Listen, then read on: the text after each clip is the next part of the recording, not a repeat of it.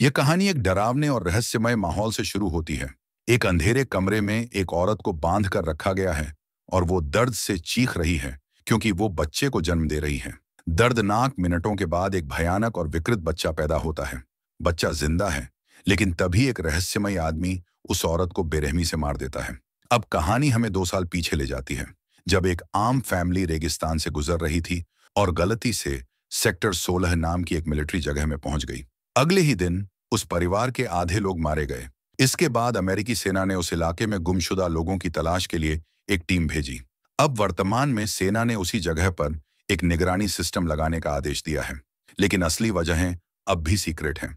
एक टेक्नीशियन हान एक पुरानी खान में कुछ डमी पुतले लगाकर सिस्टम की टेस्टिंग करता है, ताकि वो जगह भविष्य में मीटिंग रूम के तौर पर इस्तेमाल हो सके। कंट्रोल रूम से डॉक्टर विल्सन पूरे सिस्टम पर नजर रख रहे हैं, जिसमें हीट सेंसर्स भी लगे हैं।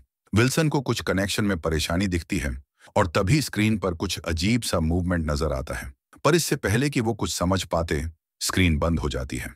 हान जांच करने पावर बॉक्स के पास जाता है, जहां उसे पता चलता है कि तार जल चुके हैं। वो सोचता है कि यह चूहे की वजह से हुआ होगा। दूसरी तरफ डॉक्टर फॉस्टर एक पहाड़ी पर अपने उपकरण लगा रहा होता है। वो रेडियो से विल्सन को कॉल करता है, लेकिन कोई जवाब नहीं मिलता। फिर वो हान को कॉल करता है, लेकिन हान अब खान में मरा पड़ा होता है। उसकी आंतें बाहर निकली होती हैं। फॉस्टर जैसे ही पीछे मुड़ता है, उसे एक विकृत इंसान नजर आता है जो एक सांप को खा रहा होता है। फॉस्टर उससे बात करने की कोशिश करता है, लेकिन वो म्यूटेंट उसके बैग की जिप से खेलता है। तभी वो अजीब सी आवाज में कुछ बड़बड़ाने लगता है। वो शब्द होता है, भाग जा, लेकिन तब तक बहुत देर हो चुकी होती है। किसी ने पीछे से आकर फॉस्टर पर हमला कर दिया और उसे मार डाला। उधर कर्नल रेडिंग को फॉस्टर की चीखें सुनाई देती हैं और वो तुरंत उसे ढूंढने निकल पड़ता है। जैसे ही कर्नल रेडिंग फॉस्टर को ढूंढ रहा होता है, अचानक उसके पीछे एक डरावना म्यूटेंट आता है और लोहे की रॉड से उसे चाकू की तरह घायल कर देता है। फिर वो उसे पहाड़ी से नीचे फेंक देता है। अब कहानी एक अलग सीन में जाती है, जहां कुछ सोल्जर्स एक खतरनाक वॉर जोन में भारी गोलीबारी के बीच फंसे हुए हैं। इसी दौरान स्पिटर गलती से अपना हेलमेट गिरा देता है और उसे वापस लेने दौड़ पड़ता है, जबकि उसकी टीम उसे मना करती रहती है। जैसे ही वो हेलमेट उठाता है, एक माइंस फटती है और वो हवा में उड़ जाता है। तभी दुश्मन उनके ऊपर गाली गलौज करना शुरू कर देता है। उनकी मां तक को नहीं छोड़ता। ये सुनकर क्रैंक अपना आपा खो बैठता है और छुपने की जगह से निकलकर उस पर टूट पड़ता है। टीम को उसकी हरकत पागलपन लगती है, लेकिन मजबूरी में उन्हें भी उसके पीछे भागना पड़ता है। वो दरवाजे के अंदर ग्रेनेड फेंकते हैं और तेज धमाके के साथ सब नीचे गिर जाते हैं। धुआं छंटता है तो उनके पास एक छोटा बेबी डॉल गिरता है और तभी एक औरत रोते हुए आती है, जैसे वो अपने बच्चे को ढूंढ रही हो। नेपोलियन उससे माफी मांगता है, लेकिन तभी वो औरत अपने कपड़ों में छिपे हुए ग्रेनेड दिखाती है और कहती है, बूम। और सब समझ जाते हैं कि ये असली जंग नहीं थी, बल्कि सिर्फ एक ट्रेनिंग एक्सरसाइज थी। बाद में उनके सीनियर सार्जेंट जेफरी सबको डांटते हैं और कहते हैं कि वो सब बेवकूफों की तरह बर्ताव कर रहे थे। फिर वह उन्हें बताता है कि अब उन्हें सेक्टर 16 जाना होगा, जहां वैज्ञानिकों के लिए कुछ सामान पहुंचाना है। ये जगह बहुत टॉप सीक्रेट है, इसलिए किसी से बात नहीं करनी है और न ही इधर उधर भटकना है। जैसे ही वो सेक्टर 16 की तरफ बढ़ते हैं, टीम को याद आता है कि ये वही जगह है जहां पहले आर्मी ने न्यूक्लियर वेपन टेस्ट किए थे। सबको डर लगता है कि कहीं ये जगह रेडिएशन से भरी ना हो, लेकिन जेफरी उन्हें भरोसा दिलाते हैं कि ऊपर से कहा गया है कि सब सुरक्षित है।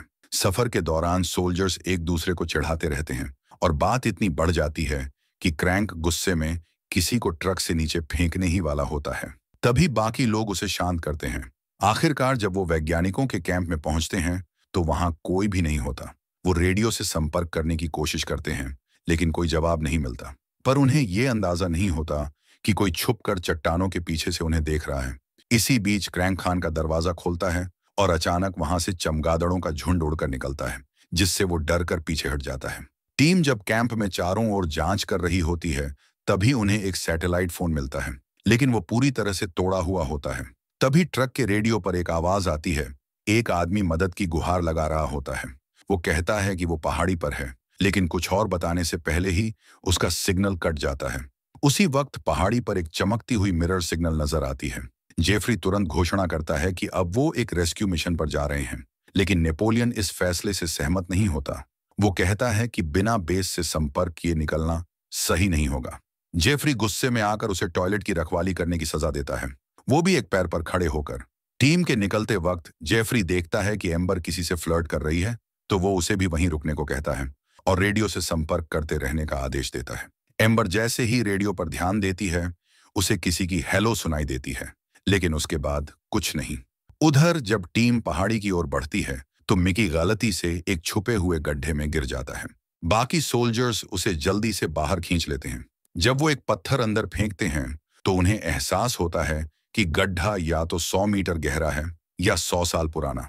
मिकी का टखना मुड़ जाता है, इसलिए जेफरी उसे वापस कैंप भेज देता है। दूसरी तरफ नेपोलियन टॉयलेट में जाता है। जैसे ही वो आराम करने बैठता है, उसे एक अजीब सी आवाज सुनाई देती है और अचानक टॉयलेट के अंदर से एक हाथ उसकी टांग पकड़ लेता है। नेपोलियन जोर से चिल्लाते हुए बाहर निकलता है। एम्बर को यकीन नहीं होता, तो वो खुद अंदर झांक कर देखती है और तभी मल में से एक पूरा हाथ बाहर निकलता है। दोनों घबरा जाते हैं और दरवाजा बंद कर देते हैं। तभी एक आदमी टॉयलेट से धीरे धीरे बाहर निकलता है और मदद की गुहार लगाता है।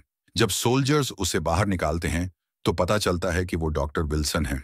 उसका शरीर कांप रहा है और जगह जगह अजीब कट लगे हुए हैं। मरने से पहले वो बस इतना कहता है, वो यही है। नेपोलियन समझ जाता है कि किसी ने उसे जानबूझकर इस तरह काटा ताकि वो इन्फेक्शन से धीरे धीरे मर जाए। इसके बाद वो और एम्बर खुद को साफ करते हैं और जेफरी से संपर्क करने की कोशिश करते हैं, लेकिन रेडियो अब भी काम नहीं कर रहा। उसी वक्त एम्बर और नेपोलियन दूर से धुआं उठता हुआ देखते हैं। जब वो पास जाकर देखते हैं तो चौंक जाते हैं। किसी ने उनका ट्रक जला दिया होता है। एम्बर गौर करती है कि उसकी राइफल भी गायब है। वो फौरन फैसला करती है कि उसे अपनी टीम को ढूंढकर इस खतरे की जानकारी देनी होगी, लेकिन नेपोलियन वहीं रुकने का फैसला करता है। एम्बर जैसे ही कुछ कदम चलती है, तभी उसे कोई आवाज सुनाई देती है और अचानक एक म्यूटेंट ज़ोंबी उसके पीछे से आकर उस पर हमला कर देता है। एम्बर पूरी कोशिश करती है खुद को बचाने की, लेकिन वो म्यूटेंट बहुत ताकतवर होता है और उसे जमीन पर पटक देता है। एम्बर जैसे तैसे एक पत्थर उठाकर उस पर वार करती है, लेकिन म्यूटेंट एक धारदार ब्लेड से पलटवार करता है। एम्बर उसकी वार से बचती है और तभी कहीं से एक गोली आकर सीधे म्यूटेंट को लगती है। ये गोली मिकी ने चट्टानों के पीछे छुपकर चलाई थी। म्यूटेंट गोली लगने के बाद एक खान में कूदकर भाग जाता है, लेकिन तभी दूसरी तरफ एक और खान से एक रहस्यमयी हाथ निकलकर मिकी के टखने को पकड़ लेता है और उसे खींचने लगता है। एम्बर जल्दी से उसका हाथ पकड़ती है। तभी नेपोलियन भी वहां पहुंचता है और मिकी को बचाने की कोशिश करता है, लेकिन तब तक बहुत देर हो चुकी होती है। पत्थर मिकी की टांग तोड़ देते हैं और उसके शरीर को इस कदर मोड़ देते हैं कि वो सिकुड़ता हुआ उस छोटे से होल में खिंचकर गायब हो जाता है। दूसरी तरफ पहाड़ियों पर अब डेल्मर को ऊंची चट्टानों पर चढ़ने की जिम्मेदारी दी जाती है, ताकि वो चारों ओर नजर रख सके। चढ़ाई करते वक्त उसका पैर फिसलता है, लेकिन वो खुद को संभाल लेता है और आखिरकार ऊपर पहुंच जाता है। वहीं मिस्सी ग्रुप से थोड़ा अलग हटकर अपने बेटे का मैसेज मोबाइल पर देख रही होती है। तभी उसे कोई आवाज सुनाई देती है और कोई उसके कंधे पर हाथ रखता है। वो घबरा जाती है, लेकिन राहत की बात है कि वो सिर्फ उसका टीममेट होता है, जो बताता है कि सब लोग अब आगे बढ़ रहे हैं। चलते चलते टीम को एक चट्टान के ऊपर एक जूता दिखाई देता है।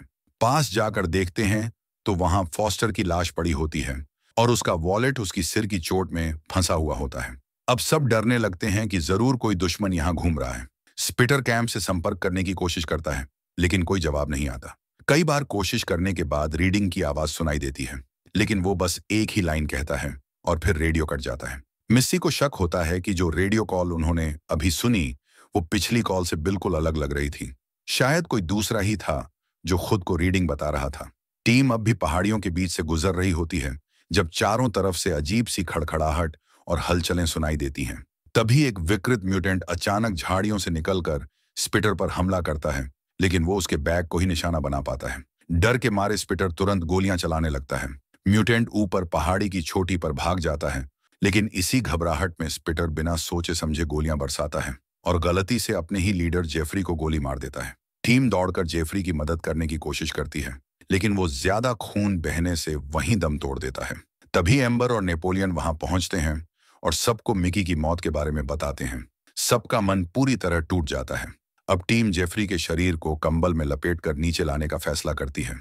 डेल्मर ऊपर चट्टानों पर कुछ हरकत देखता है, जैसे कोई छुप कर देख रहा हो, लेकिन वो किसी मुसीबत से बचने के लिए नजरअंदाज कर देता है। नीचे उतरने का वक्त आता है तो सबसे पहले स्पिटर रस्सी पकड़कर उतरने लगता है, लेकिन जैसे ही आधा रास्ता पार करता है, रस्सी अचानक टूट जाती है और वो सीधा गहरी खाई में गिरकर मारा जाता है। क्रैंक गुस्से में नेपोलियन को जिम्मेदार ठहराता है कि उसने रस्सी सही से नहीं बांधी, लेकिन डेल्मर को एक और बात नजर आती है, रस्सी काटी गई थी। फिर वो देखते हैं कि उनकी बाकी सारी अतिरिक्त रस्सियां भी गायब हैं। अब टीम नीचे उतरने का कोई और रास्ता ढूंढने लगती है, लेकिन उन्हें सिर्फ बंद रास्ते ही मिलते हैं। उसी वक्त उन्हें फिर कुछ हलचल की आवाज आती है। जब वो उस आवाज का पीछा करते हैं तो उन्हें रीडिंग मिल जाता है, लेकिन वो बुरी हालत में होता है।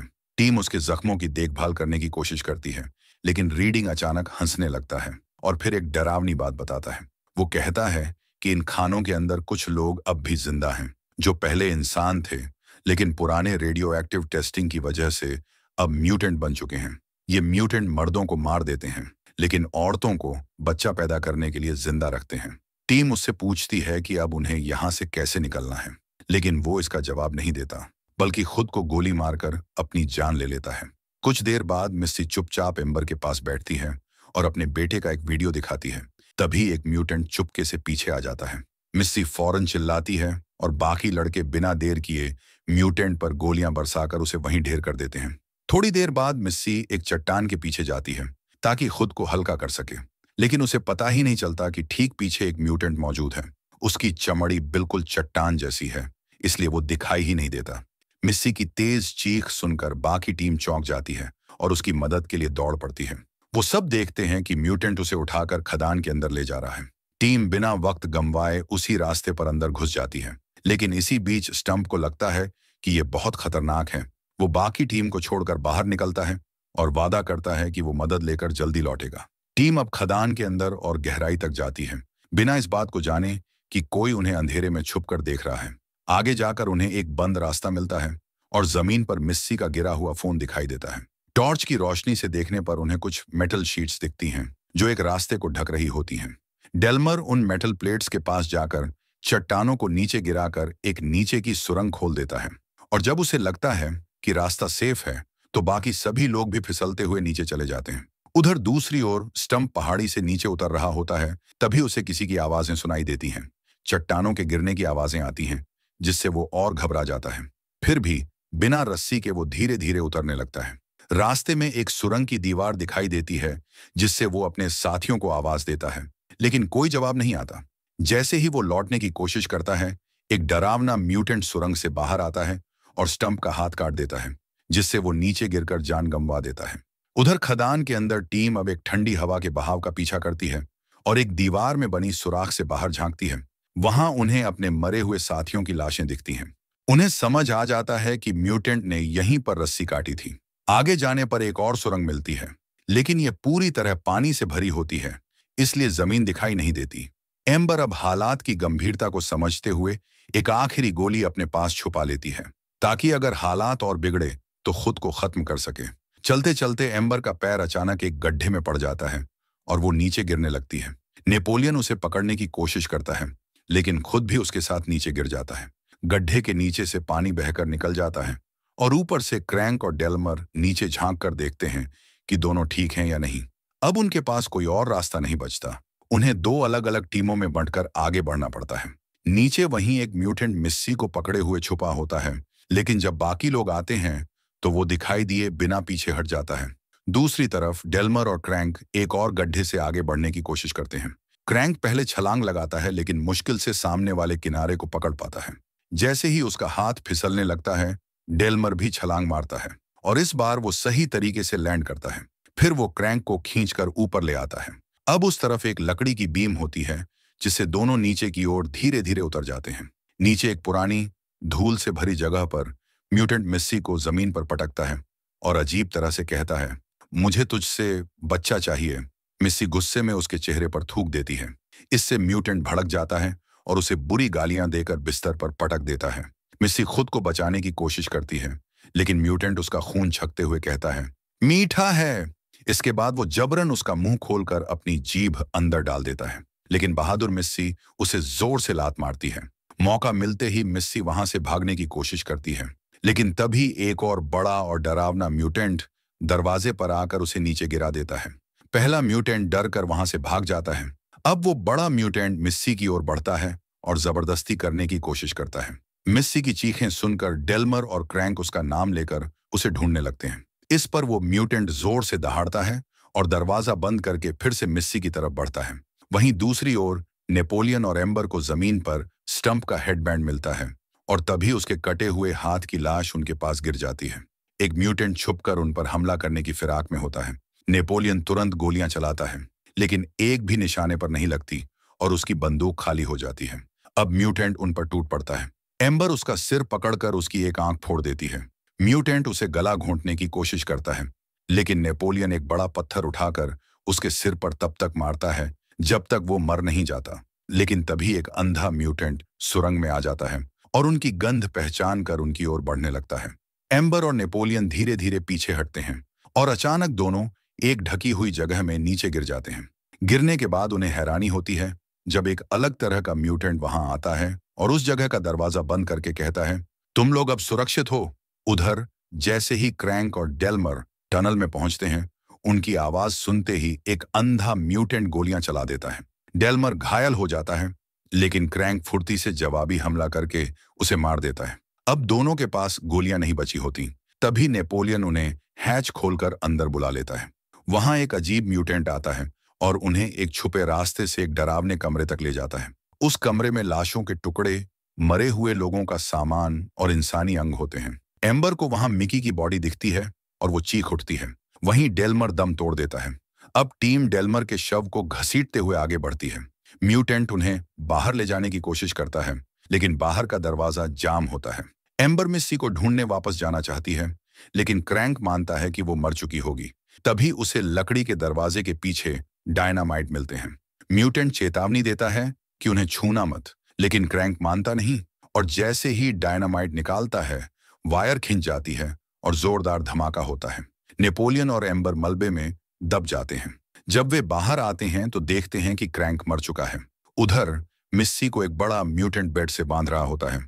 उसकी चीखें टनल में गूंजती हैं, जिन्हें सुनकर नेपोलियन और एम्बर एक नए रास्ते से उसकी तरफ निकलते हैं। रास्ते में एक म्यूटेंट उन पर हमला करता है, लेकिन दोनों मिलकर उसे मार गिराते हैं। फिर वो लकड़ी की दीवार के पीछे मिस्सी को देखते हैं। एम्बर चालाकी से मिस्सी का फोन एक कमरे में वीडियो के साथ प्ले कर देती है, जिससे म्यूटेंट वहां चला जाता है। दोनों तेजी से अंदर जाकर मिस्सी को बचा लेते हैं, मगर तभी म्यूटेंट वापस आता है, नेपोलियन को पटकता है और मिस्सी को जमीन पर मारने लगता है। एम्बर आखिरी बची गोली उसके सिर में मारती है, लेकिन वो फिर भी मरता नहीं। वो अब एम्बर का गला दबाने लगता है। नेपोलियन लोहे की रॉड से उसे रोकता है और एम्बर उसके सिर की चोट पर उंगलियां डालकर उसका दिमाग कुचल देती है। म्यूटेंट गिर जाता है, लेकिन फिर भी एक आखिरी बार उठता है और मिस्सी का पैर पकड़ता है। तभी नेपोलियन कुल्हाड़ी से उसे रोकता है और बंदूक उसके मुंह में डालकर गोली चला देता है। आखिरकार तीनों किसी तरह बाहर निकलने में कामयाब हो जाते हैं, लेकिन सरकार कभी ये नहीं बताती कि इन सैनिकों के साथ क्या हुआ। उन्हें एब्सेंट विदाउट लीव घोषित कर दिया जाता है और सेक्टर 16 की सच्चाई आज भी किसी रडार पर चुपचाप देखी जा रही है। इसी के साथ ये कहानी यहीं खत्म होती है।